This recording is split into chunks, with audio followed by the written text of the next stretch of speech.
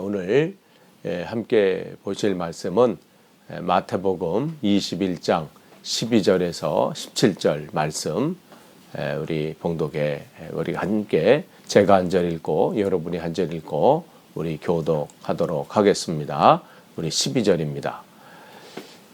예수께서 성전에 들어가사 성전 안에서 매매하는 모든 사람들을 내쫓으시며 돈 바꾸는 사람들의 상과 비둘기 파는 사람들의 의자를 둘러 푸시고 그들에게 이르시되 기록된 바 내 집은 기도하는 집이라 일컬음을 받으리라 하였거늘 너희는 강도의 수구를 만드는도다 하시니라. 맹인과 저는 자들이 성전에서 예수께 나오매 고쳐주시니 대제사장들과 서기관들이 예수께서 하시는 이상한 일과 또 성전에서 소리질러 여호와 자손이여 어린이들을 보고 노하여 예수께 말하되 그들이 하는 말을 듣느냐. 예수께서 이르시되 그렇다. 어린 아기와 젖먹이들의 입에서 나오는 찬미를 온전케 하셨나이다 함을 너희가 읽어본 일이 없느냐 하시고 그들을 떠나 성 밖으로 베다니에 가서 거기서 유하시니라. 아멘. 오늘 우리는 어제 우리 종료주일을 시작으로 또 고난주간이 시작이 됐습니다.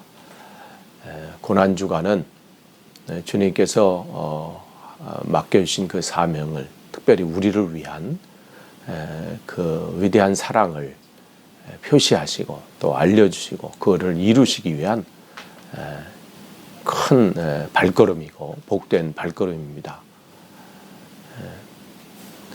오늘 우리는 그 한 주간을 우리 또 시작하면서 정말 조금 더 주님의 사랑과 은혜를 깨닫는 그러한 시간들이 되었으면 좋겠습니다. 오늘 어제 주님께서 우리 주일 말씀 우리가 나눴지요. 어제 말씀 주님께서 예루살렘으로 입성하시는 그러한 장면, 그런 모습인데 그 일을 시작으로 그게 첫 번째 고난주간의 첫 번째 첫째 날이었다면 오늘은 두 번째 날입니다. 두 번째 날에 주님께서 예루살렘에 들어오셔서 두 번째 날에 하신 일이 뭐냐면 오늘 본문에 나온 성전에 들어가시는 일이었습니다.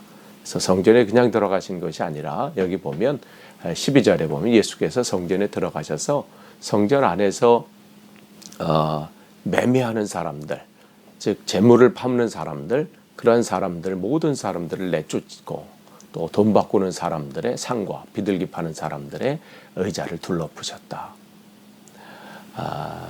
이 모습은 그 당시 제사를 드리려면 하나님 앞에 드리는 제물이 필요하고 또 하나님 앞에 헌금을 드리고 또 이게 뭐 하려면 이방인의 이 동전에 이방인의 얼굴이 들려져 있으면 안 되고 그렇기 때문에 그들이 먼 곳에서 온 순례자들을 위해서 이러한 편리함을 제공하는 거죠. 그래서 그런데 그런 것이 어떻게 해요? 변질이 된 것이죠. 그러한 모습이에요. 그래서 이 성전 안이라고 하는 것은 성전 이 바깥 이 담하고 또 이 성전 그 사이에 그 넓은 뜰을 말하는 건데 그 뜰에는 그러니까 이방인의 뜰이라고 그러잖아요. 거기까지는 이방인들이 들어올 수 있습니다. 이방인들이 들어올 수 있는데 또 그 앞에 성전까지는 들어갈 수 없죠. 그래서 성전 그 들어가는 그 문 앞에 이곳에 들어오는 자는 사형에 처한다 할 정도로 그들은 그 성전을 굉장히 중요하게 여겼습니다. 근데 그렇게 성전을 중요하게 여기면서 그러니까 겉으로 형식적으로는 굉장히 중요하게 여기지만 그 속은 잘못되어 있던 것을 보여주신 것이죠. 그래서 그들이 성전 안에서 멀리서 오는 사람들에서 재물이 필요해서 또한 그런 일들을 할 때 그 일들을 감당하는 사람들을 고용을 해서 그 일들을 하게 하지요. 제사장들이 그 일들을 하게 되는데 그런 것이 자기들의 뱃속만을 차지하게 자기 욕심들 그런 것들로 변질되게 됩니다. 그래서 그것은 마치 로마서 16장 18절에 이 바울이 그 당시에 로마 교회에 편지를 보내면서 이방 사람들의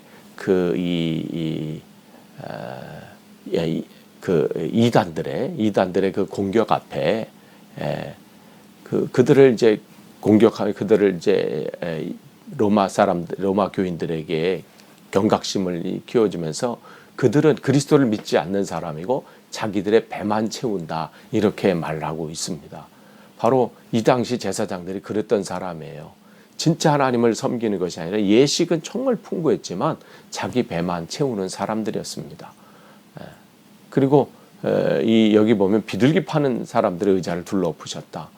비둘기라는 것은 주님께서 제사를 드릴 때 하나님 앞에 예배 드릴 때 가난한 사람들을 위한 하나님의 준비하심이었는데 그게 시중의 가격보다 어느 때는 80배까지 그렇게 가격을 매기는 일들이 일어났습니다. 그러니까 주님께서 원하시는 것과는 전혀 다른 일들이 지금 벌어지고 있는 거예요.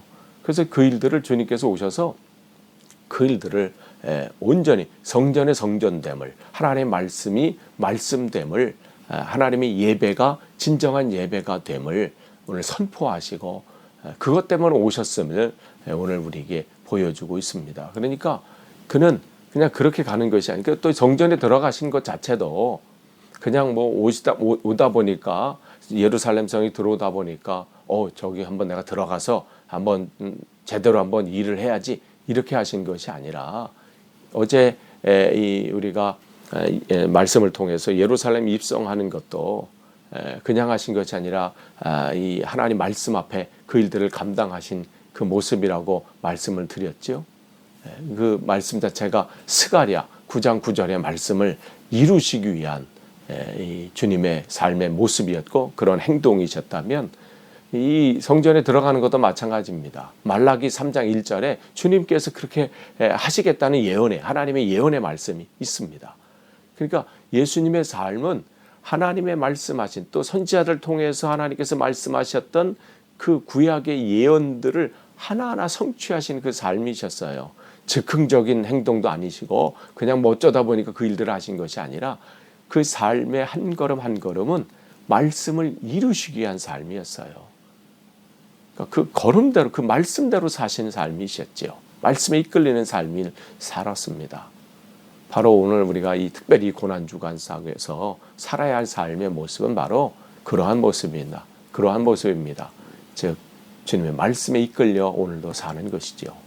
그러면서 13절에 보면 그들에게 이르시되 기록된 바 내 집은 기도하는 집이라 이렇게 했어요. 그런데 어떻게 그 집이 어떻게 기도하는 집이어야 되는데 어떻게 해요? 강도의 소굴이 된 거예요. 그걸 정말 분노하시는 거예요. 그러니까 이 분노는 우리가 이제 후에 보겠지만 이 제사장들과 대제사장과 서기관들의 분노와는 그 격이 달라요. 분노하는데 왜 분노하는지 그 모습이 다릅니다. 정말 말씀이 온전히 세워져야 되는데 그 말씀이 어떻게 해요? 온전히 세워지지 못함에 대한 안타까운 것이죠. 그걸 어리석음에 대한 안타까움입니다. 강도의 소굴로 된 거예요. 근데 그들에게는 어떤 사람들이에요? 거기서 매매하는 사람들도 있을 수 있고 또 돈 바꾸는 사람들도 있을 수 있고 비둘기 파는 사람도 있을 수 있지만 그들은 시키는 대로 하는 거죠. 뭐 정작은 누구예요? 제사장들인 거죠. 그걸 주도적으로 이끄는 사람들인 것이죠. 그들에게 분노하시는 거예요. 왜? 리더들이거든. 그들이 어떻게 이끄느냐에 따라서 그 모습들, 그를 함께 따라가는 사람들의 모습이 결정되기 때문에 그렇습니다. 오늘 이 시대에 정말 믿는다고 하고 교회 다닌다고 하고 예수 믿는다고 하는 사람들의 모습이 어떻게 우리가 그 걸음을 걷느냐에 따라서 시대가 바뀌어지는 겁니다. 하나님의 뜻이 그를 통해서 이루어져야 되는데 왜곡되고 변질되고 타락하는 모습이 보여지게 되는 것이죠. 너희는 강도의 소굴을 만드는도다. 예레미야 선지자를 통해서 예레미야 7장 11절의 말씀에도 예레미야를 통해서 하나님께서 그 당시에 이 예배의 모습이 또 하나님 앞에 드려지는 드리는 그 예배의 모습이 변질되었음을 예레미야 선지자를 통해서 끊임없이 말씀하십니다. 그런데도 어떻게 해요? 여전한 거예요. 그들이 그렇게 하지 못해서 결국은 하나님 앞에 온전하지 못한 모습 때문에 바벨론 포로까지 가게 되고, 그럼에도 불구하고 여전히 그들은 예식만 열심히 하면, 형식만 잘 지키면 자기는 잘 하나님께서 기뻐 받으신다고 착각을 하는 것이죠. 그러면서 주님께서 14절 말씀을 보면 맹인과 저는 자들이 성전에서 예수께 나오매 고쳐주셨습니다. 맹인과 저는 자들, 그들은 어떤 사람들이에요? 한마디로 말하면 하나님께 그 당시에 이 상태로는 예배를 드리지 못하는 사람입니다. 즉 성전에 들어갈 수 없었던 사람들이에요. 그들을 성전으로 철저하게 들어갈 수 없음을 배격하고, 그러니까 그 안에 들어갈 수 없은 그런 상태가 되었던 사람들입니다. 주님께서는 정말 그들의 소원이 뭐예요? 하나님 앞에 한 번이라도 들어가서 진정한 예배자로 서기를, 진정한 예배를 드리고자 하는 마음이 굴뚝 같지만 자기 형편과 상황은 어떻게 해요? 거기 들어갈 수 없도록 지금 막힘을 당한 것이죠. 제재를 당하는 거예요. 그 앞에 나아갈 수 없도록 이미 그 당시에 이 자체의 상태가 앞에 나가지 못하도록 자기들이 막 묶여져 있는 것이죠. 주님께서 그 묶임을, 그 매임을, 그 육체적인 매임이죠. 육체적인 이 묶임을 풀어주시는 거예요. 어제 우리가 주님의 예루살렘 성으로 들어가시기 전에 묶여있는 나귀 새끼를 풀어오라 이렇게 말씀하시죠. 그게 우리 인생이라고 말씀을 드렸어요. 우리가 묶여있는 인생인데 바로 이 사람들도 마찬가지죠. 육신의 그 질병으로 하나님 앞에 나아가는 게 묶여있는 거예요. 그런데도 자기 힘으로 어쩔 수 없는 거예요. 그런데 주님 앞에 나왔을 때 어떻게 해요? 주님께서 고쳐주시는 거예요. 여러분께 뭔가 묶여있다고 해서 낙심할 거 없습니다. 내 인생, 내 과거의 이런 실패들이나 현재 내 형편이 묶여있어서 난 이것 때문에 안 돼, 난 이것 때문에 할 수 없어. 아니에요. 그것이 혹 있다 할지라도 내 과거에 상처가 있고 또 그 과거의 실패가 있고 또 과거에 또한 현재의 어려움과 또 지금 나의 그런 나약함이 있을 수 있지만 그래도 주님 앞에 나아가십시오. 주님, 내가 이런 모습입니다. 내가 이렇게 이렇습니다. 내가 이러한 실패자입니다. 내가 이러한 죄인입니다. 내가 이러한 모습이지만 내 모습 이대로 주님 앞에 나아갑니다. 할 때에 주님께서 고쳐주시는 거예요. 오늘 그들에게 고쳐주십니다. 그래서 어떻게 예배자로 나아갈 수 있도록, 오늘 주님과의 그 만남이 이루어질 수 있도록, 그 관계를 회복할 수 있도록 만드시는 거예요. 주님의 은혜가 여기에 있습니다. 고난 주간에 주님께서 오늘 하시는 일이 바로 이것입니다. 회복하시는 일이에요. 거기 15절에 보면 그런데 대제사장과 서기관들이 예수께서 하시는 그 이상한 일, 그들 눈에는 볼 때는 이상한 일이지요. 그러나 그 일들은 뭐예요? 주님께서 하시는 놀라운 일들입니다. 그 본질을 회복하시는 거예요. 결국은 어디 본질이 이기는 거예요. 원래 게 이기는 것이죠. 회복하심이 있어요. 또 성전에서 소리질러 호산나 다윗의 자손이라는 어린아이들을 보고 노하는 거예요. 왜요? 그들이 원치 않는 것이거든요. 주님께서는 원래 것으로 지금 돌려놓으십니다. 또한 자신이 누구인지를 이제 만천하에 드러내시는 거예요. 내가 무엇 때문에 오셨는지를 분명하게 보여주시죠. 그래서 16절에 보면 예수께서 말하시되 그들이 하는 말을 듣느냐? 이제 막 서기관들이 분노하는 거예요. 대제사장들이 분노하는 거예요. 그래도 주님께서 듣는다. 그러면서 분명히 말씀하시죠. 어린아이와 젖먹이들의 입에서 나오는 찬미를 온전하게 하셨나이다. 이 또한 시편 8편 2절을 인용하시는 말씀이에요. 그러니까 주님께서 하시는 말씀들은 우리가 잘 아는 것처럼 마태복음 4장에도 이 마귀와의 이 시험 속에서도 그냥 하시는 말씀이 아니라 다 말씀으로, 하나님 말씀으로 이겨내시고 또 승리하시죠. 그러면서 그들이 노하는 거예요. 견딜 수 없는, 여기서 노한다는 건 그냥 조금 화내는 게 아니라 견딜 수 없는 분노예요. 근데 이 분노는 예수님의 분노랑 다르죠. 결이 다르죠. 우리가 정말 내가 삶 속에서 무엇으로 분노하느냐는 우리가 구분해야 돼요. 내 욕심이냐, 내 욕망을 위한 분노냐, 아니면 하나님의 그 뜻이 이루어지지 않는 것에 대한 거룩한 분노냐. 그러면서 17절에 보면 그들을 떠나, 16절에 보면, 그러니까 17절에 보면 그들을 떠나 성 밖으로 베다니로 가서 거기 유하시니라. 여기 보면 성전을 떠나셨다 이렇게 한 게 아니에요. 뭐예요? 그들을 떠났다 그랬어요. 그들은 누구예요? 지금 전에 분노했던 대제사장들과 서기관들이지요. 그들을 떠난 거예요. 여기서 떠났다는 것은 뭐예요? 그냥 떠난 것이 아니에요. 그들과 이 관계가 어떻게 해요? 끊겼다는 것이죠. 끊어졌다는 거예요.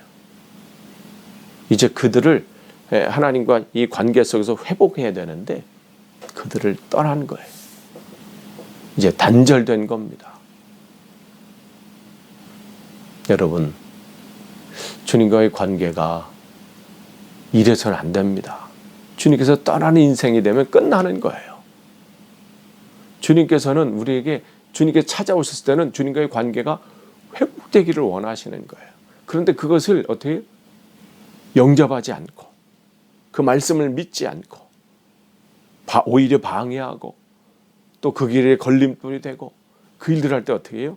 주님은 결국 떠나게 되는 거예요. 그래서 주님을 사모하는 자를 찾게 돼 있어요. 그러니까 주님께 나오는 자에게는 그러니까 그의 형편이 중요하지 않습니다. 그의 지위가 중요하지 않아요. 그가 앞을 못 보는 분이든 저는 분이든 그 당시 상황 사회에서는 정말 약자죠. 가난하죠. 별 볼 일 없는 사람이죠. 사회적인 지위가 별 볼 일 없어 중요하지 않습니다. 주님 앞에 나오면 주님은 그를 영접하는 자에게는 어떻게 주님의 능력으로 다가가세요. 주님의 말씀 앞에 서기를 원하고 예배자로 서기를 원하는 사모하는 자는 주님은 회복시키시는 일이에요. 우리도 잘 아는 것처럼 사도행전 3장에 보면 베드로와 요한이 기도하러 갈 때 태어나서부터 걷지 못하는 분을 만나잖아요. 그때 베드로가 뭐라고 합니까? 내가 은과 금은 없지만 나사렛 예수의 이름으로 걸으십시오 해서 그 오른손을 붙잡아서 일으켰을 때 힘을 얻고 그가 한 일은 뭡니까? 뛰면서 걷기도 하고서 뛰면서 어디로 가요? 성전에 들어갔다. 성경은 기록하고 있어요. 그가 정말 주님과의 관계가 회복되고 주님을 만나기를 원하고 주님의 예배자로 서기를 원하는 그 마음을 가진 그에게 그 마음이 있었던 그가 회복되었을 때 그 놀라운 일들을 하게 되지요. 오늘도 본문에 고쳐주신 거예요. 영접하는 자는 놀라운 회복들이 있습니다. 정말 내가 주님을 사모하고 나 하나를 고쳐지길 원합니다. 회복되길 원합니다. 내 이 상황 속에서 이 어려움 속에서 내 형편 속에서 하나님 나 일어나길 원합니다. 나를 고쳐주십시오. 주님께서 고난을 받으신 것은 그것 때문에 하신 거예요. 주님께서 십자가에 지신 것은 바로 우리를 회복시키기 위해서 하나님 관계 속에서 우리가 정말 놓쳤던 것 참 예배자로 서야 우리가 주님과의 기쁨과 평안을 누릴 수 있는 겁니다. 그런데 그것을 거부하고 그것을 무시하고 오히려 방해하고 할 때는 어떻게 해요? 주님은 그를 떠납니다. 이보다 더 큰 불행은 없고 이보다 더 큰 저주는 없습니다. 주님이 그들을 떠나기로 했어요. 끝을 맺습니다. 우리는 이번 주 고난주간을 보내고 있습니다. 그냥 보내는 것이 아니라 정말 주님과의 관계가 더 풍성해지는 한 주가 되길 원하고 주님께서 이 땅에 오신 것은 바로 잃어버렸던 것, 또 우리가 놓쳤던 것, 우리가 정말 제대로 살지 못했던 것을 회복시키기 위해서 오신 거예요.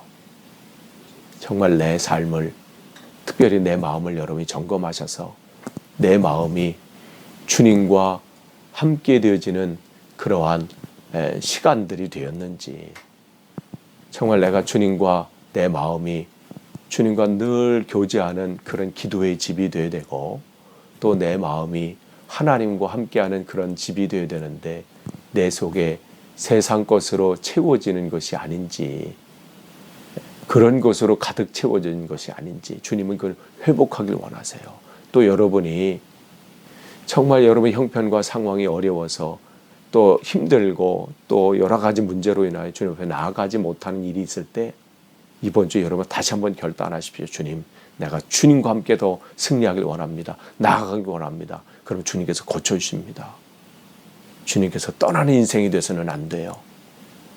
아무쪼록 이번 한 주도 정말 승리하시는 한 주 되시기를 간절히 축원합니다. 기도하겠습니다. 하나님, 오늘 말씀 가운데 온전히 우리의 삶이 되돌아보길 원합니다. 주님과 온전히 함께하는 그런 시간이 되길 원합니다. 특별히 우리 고난 주간을 우리가 이제 한 주간 보냅니다.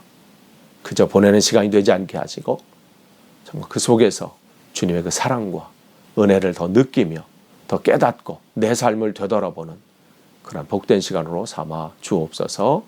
감사드리며 예수님의 이름으로 기도하옵나이다. 아멘.